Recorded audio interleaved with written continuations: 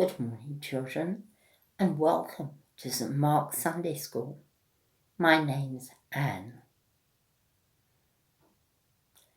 Now, God created our wonderful world. He created the oceans, the lakes, the mountains, the forests, the land, the birds and bees, insects, animals that all take advantage of the good land and the good cultivating land which seeds grow, trees grow, and so they can live their lives. Now God saw that it was good. And of course it is. But we have to play our part in keeping the world a wonderful place to live in. And I don't know about you, but have you seen the TV lately? When people have left litter all over our countryside and on our beaches. And the plastic in that litter sometimes goes into the sea, and that kills the fish and the birds that feed on the fish and all other creatures in the sea. It's not good for them, it's not good for us, and it's not good for our environment. So we must all take responsibility of our wonderful world that God has created for us. Now Jesus was again teaching to the crowds of people that came to hear him listen. And he told another parable about a farmer. Now this farmer sowed his seed in good soil, so was expecting good results with the right amount of sunshine and rain. He would get a good crop of wheat. But unfortunately, the night after he sowed the seeds, someone came into his fields and sowed weeds. They sowed weeds that would be poisonous and would make the people sick. Bit like us, if we went in the woods and picked the wrong type of mushrooms, because the wrong type of mushrooms are very poisonous. But yet we eat the mushrooms that we buy in the shops, or we can pick the right mushrooms if we know what we're doing in the wood. Now when the seeds from the weeds started to grow, you couldn't really tell if they were going to be seeds or not, or poisonous or not. They were just growing with the good seed. So when you could see the seeds might not be what they should be, they couldn't pick them out. You couldn't pick them out between the good seeds. So the farmer had to wait until the seeds of the wheat were much bigger. Then he would have the opportunity to pull out the weeds and burn them. That's the only thing he could have done, burn the weeds. And he would be then left with the good wheat. So this is a bit like us. There is an evil element in our lives. We see it in criminals, don't we? There is good and bad. And so that our world isn't poisoned, like gardening, we would sow good seed, more good seed, and that would grow, and it would push the bad seed away. Now, in our lives, we try and follow God, don't we? We love him and we try to live our lives how he would want us to. And also to save the wonderful world that he created. So, children, we must learn from the parable and play our part. Now, before I introduce you to Malachi to read the psalm for us, I would like to say that this will be our last session in the summer term. As you know, we usually have a party, don't we? But we'll have to put it on hold this year. However, I would like to thank Maureen, Malachi and Abdul, and Josh for participating in our Sunday schools that we've been doing since March. I hope you have enjoyed them. I have. And I look forward to seeing you in church, hopefully, in September. I hope you all have a lovely summer and you're now able to go out more and have fun. See you all in September. I will now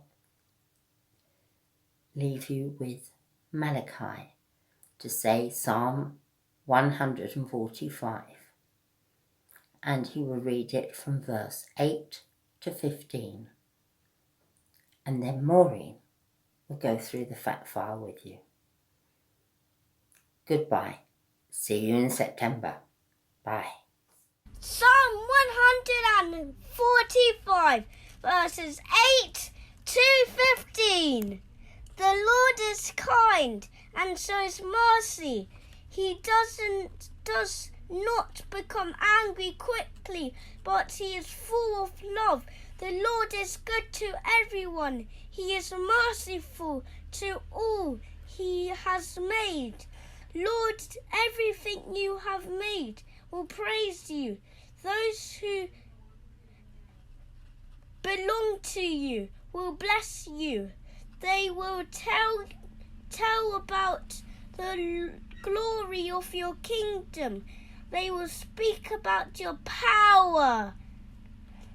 Then everyone will know what powerful things you do. They will know about the glory and majesties of your kingdom. Your kingdom will continue forever, and you will be king from now on. The Lord will keep his promises with love. He takes care of all he has made. The Lord helps those who have been defeated. He takes care of those who are in trouble. All living things look to your food, and you give it to them at the right time. Good morning. Today I'm going to run through the worksheet for proper 11. So we've just listened to Anne telling us about the creation. And the creation we would find in the book of Genesis. So I'm not going to repeat everything that Anne has just said, but I'm just going to summarise. So on the right hand side of the worksheet, it says good versus evil. Good on one side, evil on the other. And it asks us to read Genesis chapter 1, verses 4, 10, 12, 18, 21, 25 and 31. I have no idea why they have selected only those verses, but perhaps you might want to read that whole section because it runs on. So to me it doesn't really make any sense to just choose a few verses out of it. But anyway, we know that God made a world for us to enjoy. The heavens and the earth, and the Spirit of God was hovering over the waters. He made the light and darkness, the night and day, morning and evening. He made the land and seas, the skies, and the stars in the sky. The land produced vegetation, vegetables, plants, flowers, seeds came from the plants as well to create more plants. And there was fruit and vegetables.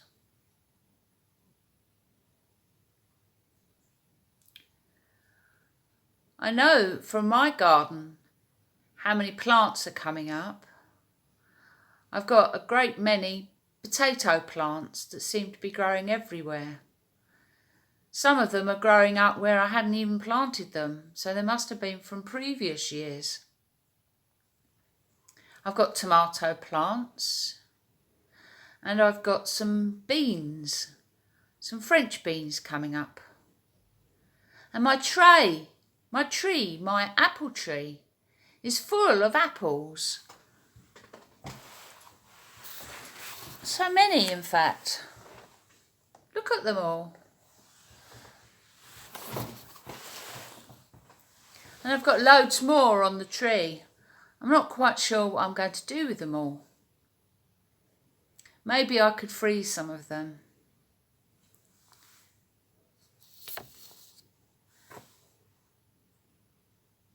And God saw all that he had made and saw that it was good. And he made seasons, days and years. And the waters, the seas and the oceans and the streams and the rivers. He made so that they were teeming with life. Lots of fish, maybe frogs, toads, etc.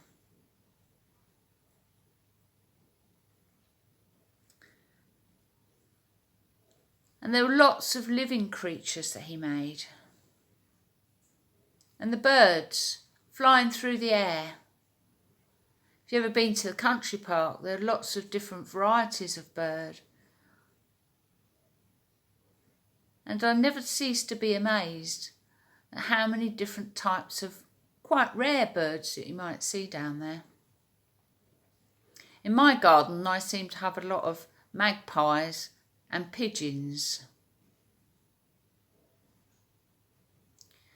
But I live opposite a park and I understand that there's a cuckoo there, but I've never actually seen it.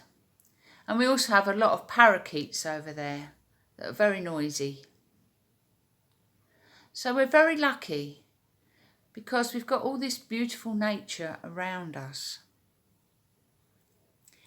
And he made the livestock, the farm animals and domestic animals. And I suppose also we could think of the jungle animals. And then finally he made man. And then of course woman. And he gave us the responsibility to look after all of these things, to look after the environment.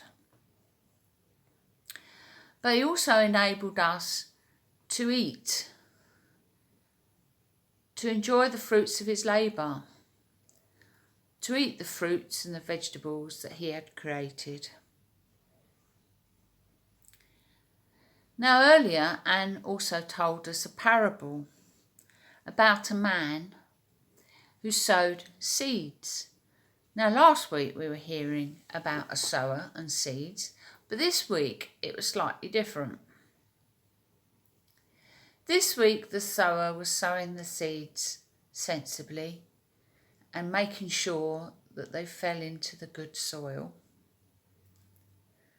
But overnight, one of his enemies came and planted weeds, or the seeds for weeds, as well. So that when the plants grew up, when the wheat grew up, nice and healthily, there were weeds as well. And that is very annoying. When you've got healthy plants and then you've got the weeds in amongst them. So you have to be very vigilant, very thorough, and try to make sure that you get all the weeds out. But instead of trying to get the weeds out, what the farmer or the sower did was left them to grow. So the weeds and the wheat grew together. And then they were harvested together and separated at that point.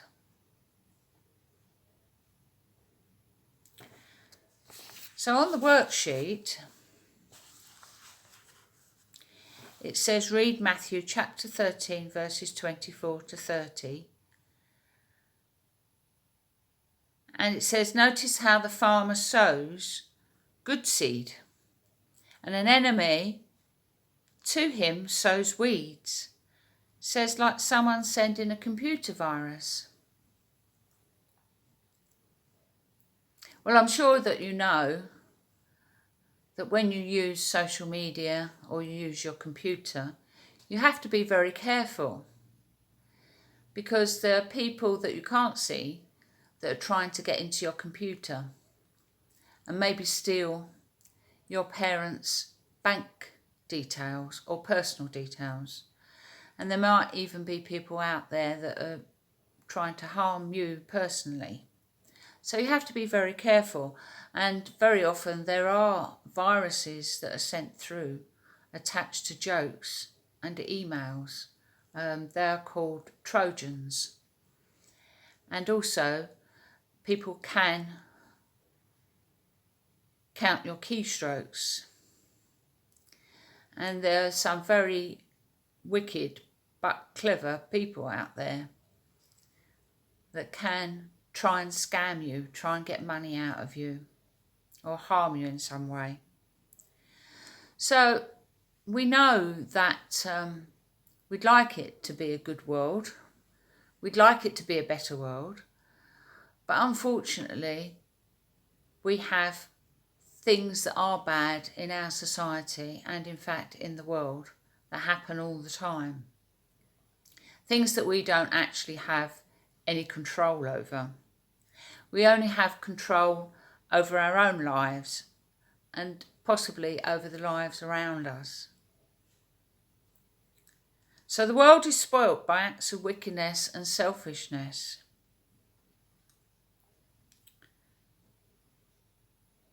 And then it says one day there will be a sort out. Make sure your life is full of good seed. Make sure that you're doing the right things. Make sure that you're following the right path, that you're following Jesus, and you're not being persuaded to do bad things, but maybe you can persuade others to do good things rather than the bad things. So on the left it says, how can we help live the good news? And then there are 2 newspapers printed. The Bad News Times, with murder, robbery, hunger, homelessness and war. And we know that things like that happen in our society, but also worldwide. There are many wars still taking place. And then we have the Good News Times, where we can read about peace, rescue, generous gifts, love and hospitality, welcoming others. So the thing is, we would like to be, or hope we would like to be, like the Good News Times. Not being persuaded to join gangs or to get into trouble, but to do the right things and be generous to other people and peaceful and help other people and love other people and welcoming strangers into our schools or into our workplaces.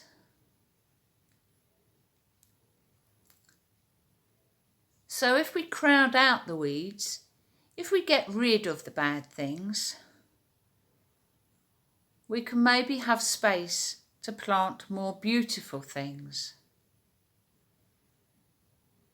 More space for Jesus, more space to do good things, more time to do good things rather than bad things. We shouldn't be persuaded to drift off the path from Jesus, but continue on our way to do his work, to do his mission. So I think I've covered all of the points really in my summary on the right hand side.